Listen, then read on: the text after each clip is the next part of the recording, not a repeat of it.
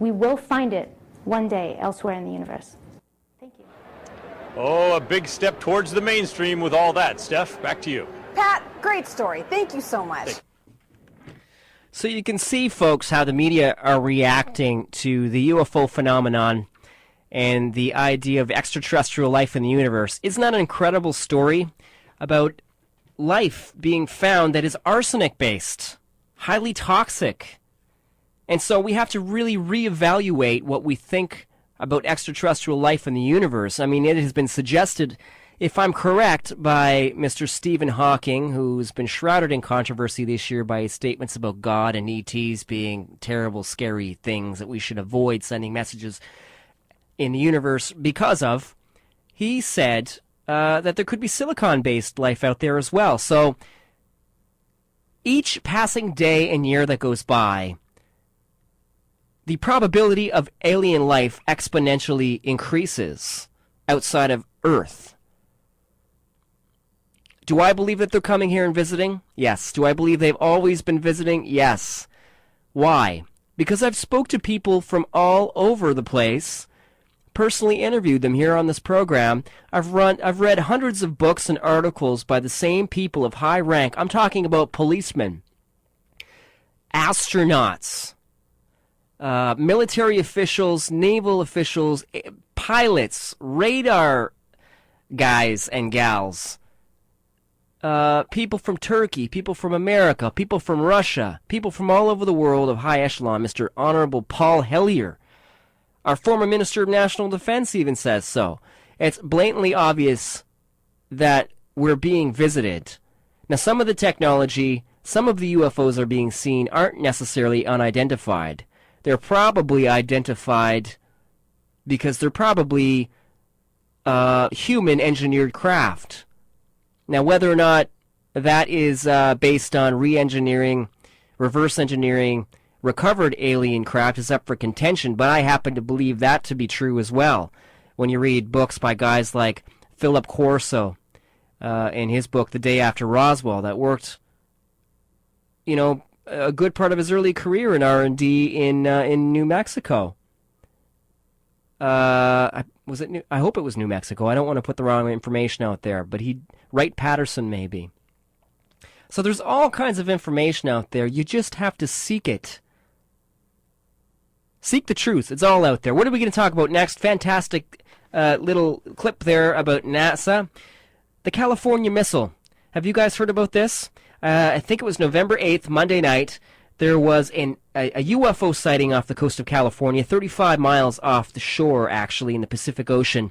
A launch that seemed to have taken place from the ocean straight up. Now, no one really knew what this thing was. It had all the features of a missile, yet it was unidentified. In some of the video clips, you can actually see light kind of shimmering off whatever was emitting this massive contrail. I thought originally that it was some kind of amateur or private group or company testing a new type of rocket to go into space with, as there's a new space race taking place as Boeing and Bigelow Aerospace plan to launch the space tourism basically in November 15th at a cool $40 million a tourist visit. So that's what I thought. I thought it was an experimental craft.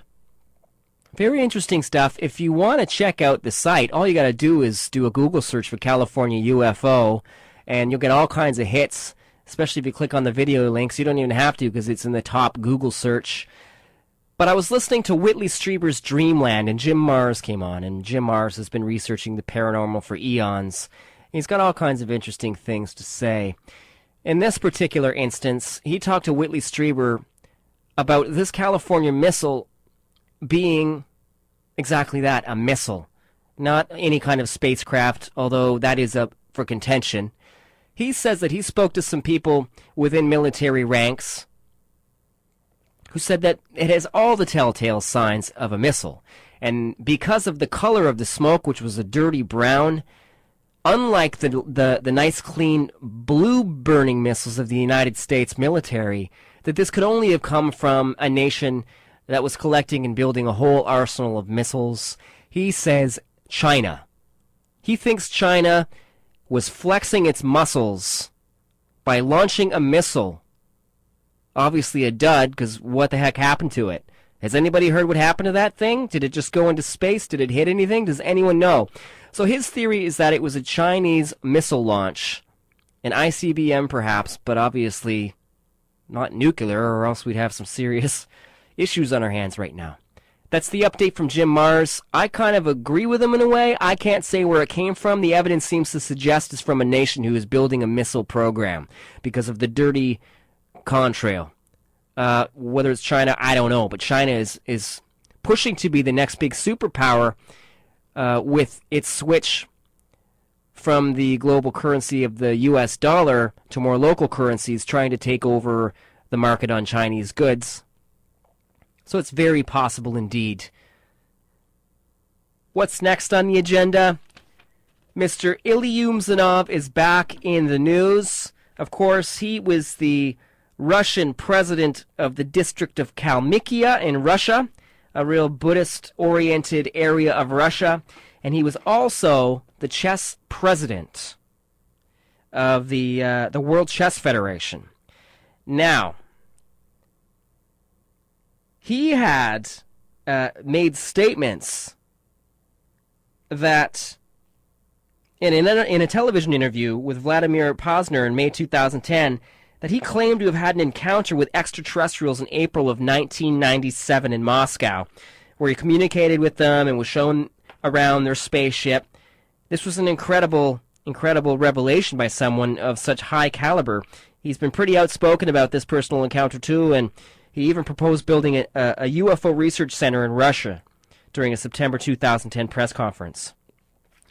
Now, since all this, he's actually stepped down from being the president of Kalmykia, but has been re-elected as the president of the World Chess Federation. Now, the guy that ran up against him,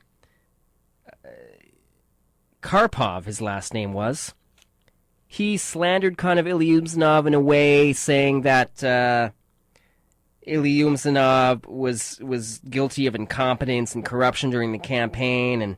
But anyway, Ilyumzhinov still come out after all of these statements and all of these mean things said to him, and he said, come on, I want you to be my vice president.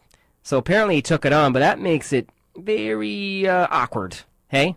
It's got to be awkward for that guy being the vice president. But amazing, he's back in the news, re-elected as the chess president of the world. Ilyumzhinov saying some interesting things. This isn't the first guy to have said he's had contact with extraterrestrials being at this high rank. The Japanese prime minister's wife said she was abducted by aliens as well this year. So a lot of people being really okay with the idea of talking about this stuff. The media is really softening up. All kinds of neat stuff going on there. The Denver ET Commission. I don't know if all of you guys are familiar with Jeff Peckman, but this is a guy who tried to pass a commission in Denver known as Initiative 300, basically which would,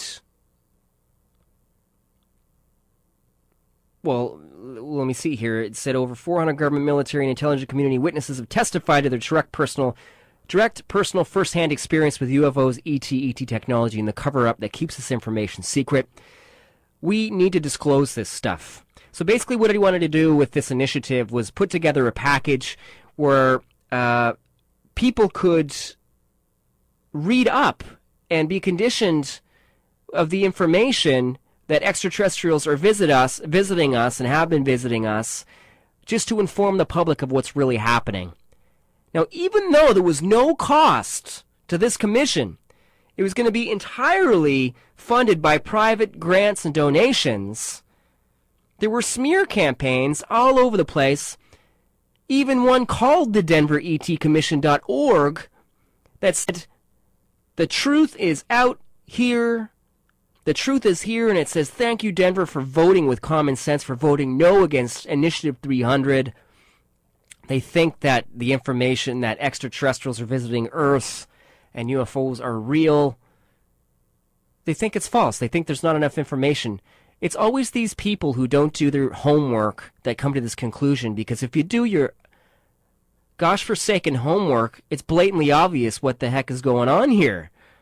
So that's a real upsetting twist to that campaign. And as you may know already or not know, it fell through. It's not going to be created. It failed. Supporters of the ET Commission said it wouldn't cost taxpayers any money. It would be funded through grants, gifts, and donations. The commissions would have been charged with dealing with the credible UFO reports, listening, and documenting reporting of encounters and abductions, among other responsibilities. So it failed with less than 1% of the precincts reporting 84-16. Big disappointment there for Jeff Peckman. If you get a chance, there's a rap video out there called Pink UFO, and Jeff Peckman makes an appearance, and it's pretty goofy, but it's worth a look. Anyway, check that out. I mentioned earlier that Boeing is doing some space rides. And in 2015, they hope to launch it. No official prices have been set, but they're working specifically with Bigelow Aerospace to get some craft together and basically a space station up there. And the figure right now to go up in space and dock and do a tour is about $40 million. So the capsule would eventually take private citizens to the International Space Station, another space destination. So that's news there. Big news, Boeing to sell those space rides. I want to break things up a little bit right now and tell you that this is a really special edition of the Unified Field, Atlantic Canada's only paranormal radio broadcast, to say that this is live tonight. The interview is pre-recorded on Sunday, November 7th, with Mr. Michael Schratt in Arizona. But this part of the show is live, so we're feeding you the news first. I've been through almost an hour here, so we're probably going to have to wrap things up and get to the interview before we do the all-nighter for the night here on UFO Talk Radio, CKDU 88.1 FM. I want to thank you all for joining me. It's a fantastic program that delves into the forays of the unknown, specifically exopolitics, but a lot of other cool stuff. I guess I should mention, too, look into this because I don't have a whole lot of time to talk about it, but there's some studies being done with new emerging technology, some studies specifically on near-death experiences. As our medical technology improves and evolves, we can now have patients clinically dead for longer during very difficult and intricate procedures, medical procedures. So as people can be officially, quote-unquote, dead longer, there are going to be studies done on people who come back with stories of near-death experiences. If you want to check that out, go to the Washington Post. This was broadcast there first. Actually, the Wall Street Journal, I'm sorry. Go to the www.online.wsj.com, Wall Street Journal, to look about that, seeking proof of near-death claims. Very interesting. I want to say hello out there to all you listeners. Thanks for joining us and seeking the truth. A couple things to listen or keep your eye out for. Hong Kong residents saw 5 UFOs in one day. Just a little blurb here. There's been increase, of course, in China's UFO activity lately. More than one Chinese airport was forced to temporarily shut down in 2010, if you remember, because of UFOs in that area. And September 9th of 2010, the Purple Mountain Observatory, which is part of the Chinese Academy of Sciences, they received reports of 5 UFOs in the sky early that morning. And they were seen at the Tai Lam Tunnel, Wan Chai, Happy Valley, and other areas in Hong Kong during a thunderstorm.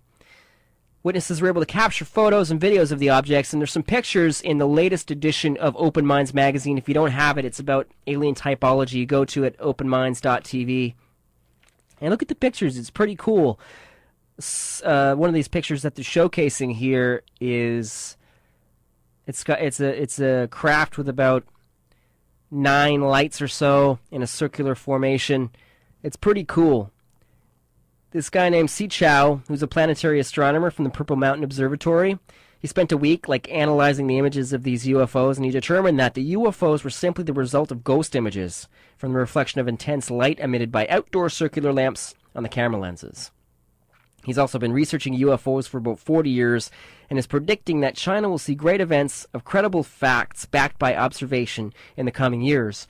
His research has led him to believe, now this is interesting, that great UFO events occur in the years ending with the numbers 1, 2, and 7.